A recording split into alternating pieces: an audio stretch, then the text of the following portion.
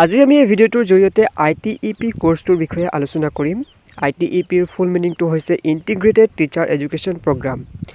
এইটো এটা 4 বছৰৰ ইন্টিগ্ৰেটেড কোৰ্স হয় য'ত আপোনালোকে BA বা BEd একেলগে কৰিব পাৰিব নতুবা আপোনালোকে BSc বা BEd একেলগে কৰিব পাৰিব।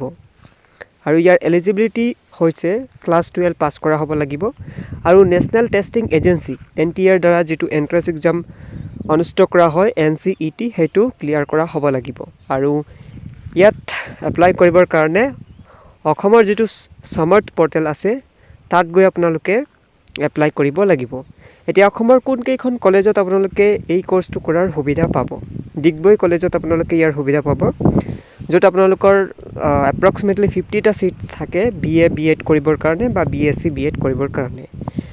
তাৰোপৰি Dhemaji college, Nandanath Saikia college, Jagiroad college আৰু বহু কেইখন কলেজত আপোনালোকে এই কোৰ্সটো কৰিব পাৰিব।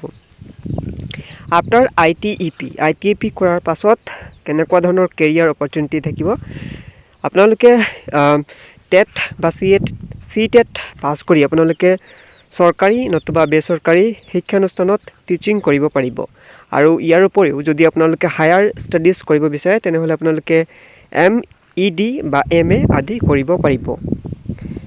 এতিয়া আমি ITEPৰ ফি ষ্ট্ৰাকচাৰৰ বিষয়ে আলোচনা কৰিম যে আপোনালোকে এই কোৰ্সটো কৰিবৰ কাৰণে কিমান ফিস দিব লাগিব। এক্সাম্পল হিচাপে আমি LTK কলেজ ইয়াতে যি আপোনালোকে যদি ITEP কোৰ্স কৰিব বিচাৰে BA BEd বা BSc BEd তেনেহলে আপোনালোকে 25000 কৈ পাৰ সেমিস্টাৰ দিব লাগিব আৰু হোষ্টেল ফি আপোনালোকে 7000 পাৰ ইয়াৰ কৈ দিব লাগিব।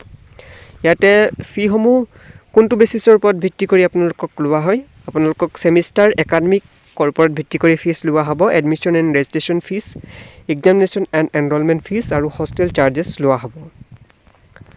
ইয়াতে কলেজসমূহৰ নাম দিয়া হৈছে যে কোন কেইখন কলেজত আপোনালোকে এই কোৰ্সটো কৰিব পাৰিব যেনে ৰঙাপাৰা কলেজ, সাইডৱাৰ college, BN college, Golaghat commerce college, north Lakhimpur college, Tyagbir Hem Barua college আৰু LTK কলেজ আৰু বহু কেইখন কলেজ আছে অসমত য'ত আপোনালোকে এই কোৰ্সটো কৰিব পাৰিব। সো এইটোৱে আছিল আজিৰ ভিডিওটো। যদি কিবা কোৱেশ্চন আছে তোমালোকে কমেন্টত সুধিব পাৰা।